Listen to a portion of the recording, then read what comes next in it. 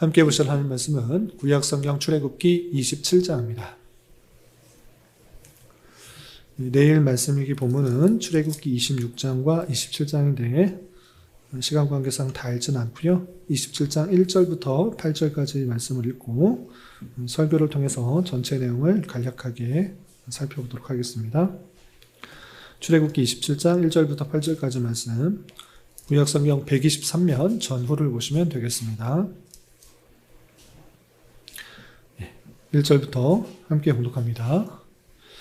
너는 조각목으로 길이가 5규빗, 너비가 5규빗의 제단을 만들되 네모 반듯하게 하며 높이는 3규빗으로 하고 그 네 모퉁이 위에 뿔을 만들되 그 뿔이 그것에 이어지게 하고 그 제단을 놋으로 싸고 재를 담는 통과 부삽과 대야와 고기 갈고리와 불 옮기는 그릇을 만들되 제단의 그릇을 다 놋으로 만들지며 제단을 위하여 놋으로 그물을 만들고 그 위에 네 모퉁이에 놋고리 넷을 만들고 그물은 제단 주위 가장자리 아래 곧 제단 절반에 오르게 할지며 또 그 제단을 위하여 채를 만들되 조각목으로 만들고 놋으로 쌀지며 제단 양쪽 고리에 그 채를 끼워 제단을 매게 할지며 제단은 널판으로 속이 비게 만들되 산에서 내게 보인 대로 그들이 만들게 하라. 아멘. 잘 오셨습니다. 오늘 함께 살펴볼 하나님 말씀은 출애굽기 26장과 27장입니다. 출애굽기 26장과 27장의 내용을 살펴보기 전에 전체적인 문맥이 어떻게 흐르는지를 먼저 살폈으면 좋겠는데 내용은 이렇습니다. 하나님의 은혜로 이스라엘 백성들이 애굽에서 나와 광야로 들어가게 되었습니다. 그런데 그 광야에서 많은 불평과 원망 속에서도 하나님께서 그 백성들에게 신실하게 인도하여 주셔서 그들이 매일 만나와 메추라기를 먹을 뿐만 아니라 하나님께서 인도하여 주시고 또 물을 내셔서 살아갈 수 있도록 하신 것입니다. 그리고 그 백성들을 시내산에 머물게 하시고 그 백성들과 언약을 맺어 주십니다. 하나님의 백성으로서 그 정체성을 잘 갖게 해줄 뿐만 아니라 십계명을 통해서 오고 오는 세대들 속에서 반드시 지켜야 될 계명과 그리고 시민법으로서 배상법과 또 사회적 약자에게 어떻게 될 것인가 다양한 규례들을 알려주므로 은혜로 구원받은 자가 어떠한 삶을 살아가야 되는지 다양하게 알려주신 것입니다. 그리고 덧붙여서 어떤 말씀을 더해주시는가? 그들 가운데 성막을 만들도록 하는데 성막은 어떻게 만들고 그 성막 안에 기구들은 어떤 식으로 만들어야 되는지 25장부터 31장까지 아주 자세하게 알려주고 계시는 것입니다.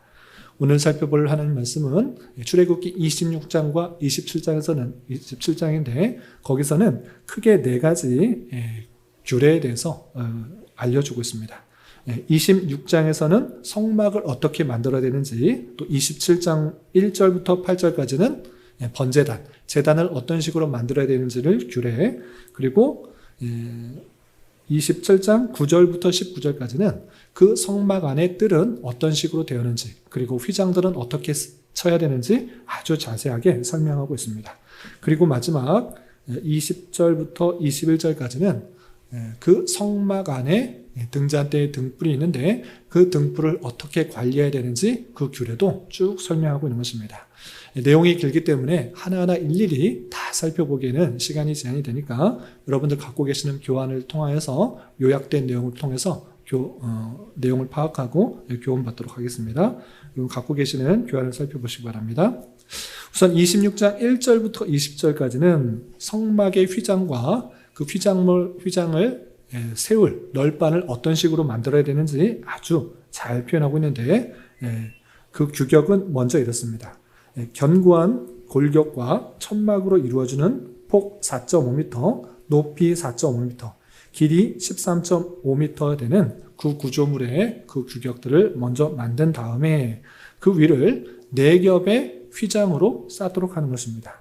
그리고 널판은 성막의 골격을 이루게 하는데 각각 조각목으로 만들고 모두 20개로 만들도록 했던 것입니다. 그리고 각 판의 길이는 4.5m, 또 폭은 68cm로 해서 20개를 돌려서 그렇게 사방을 만들도록 했던 것입니다.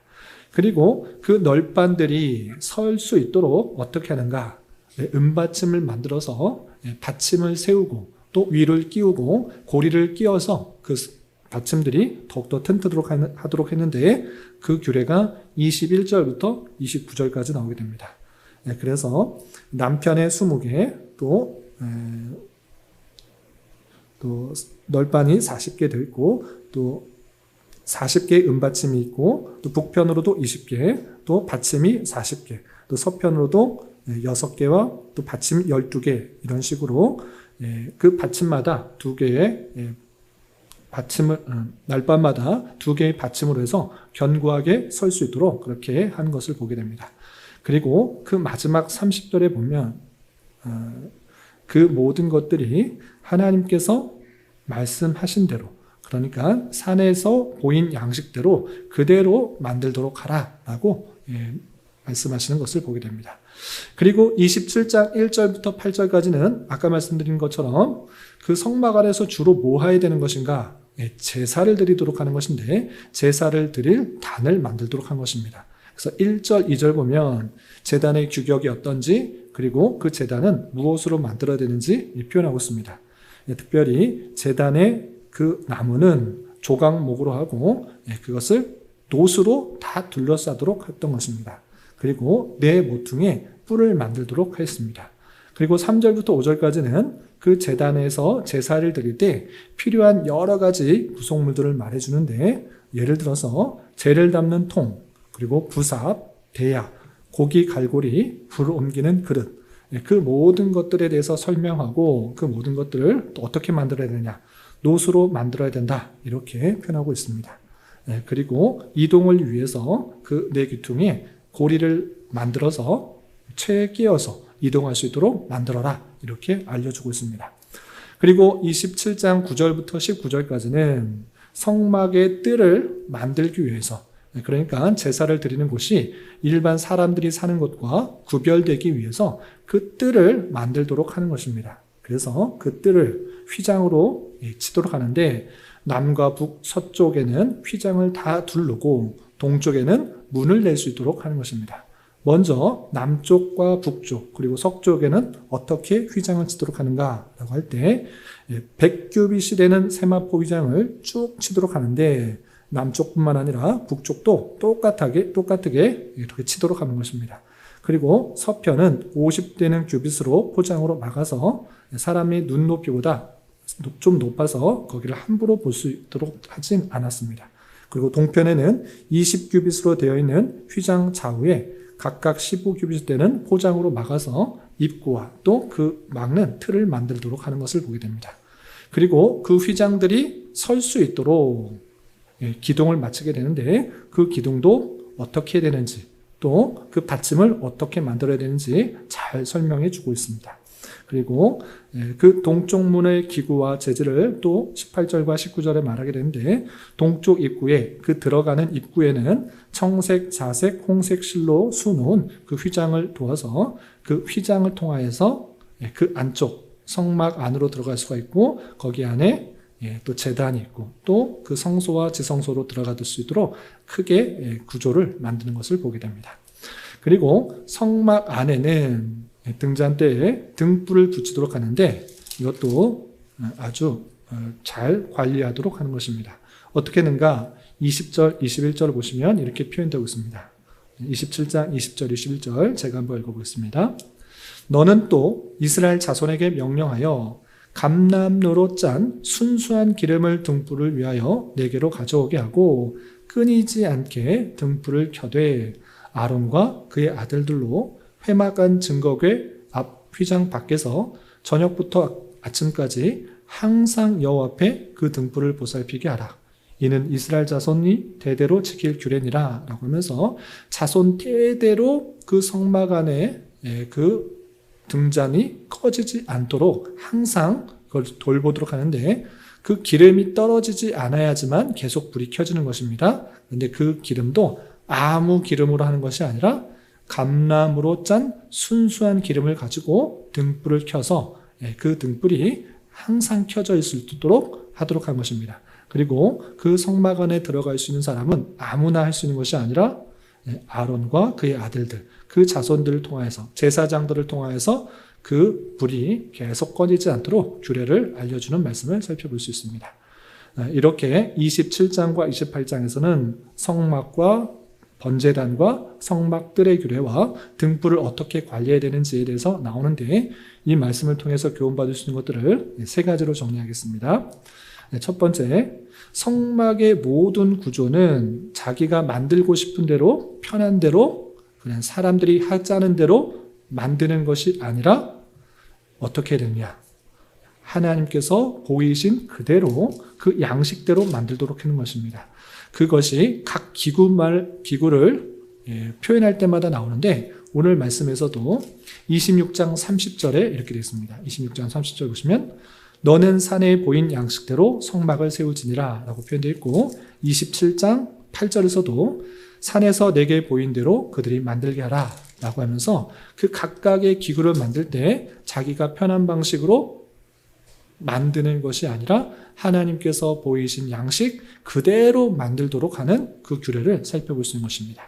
이 말씀을 통해서 기독교가 어떠한 종교인지를 잘 생각하게 합니다.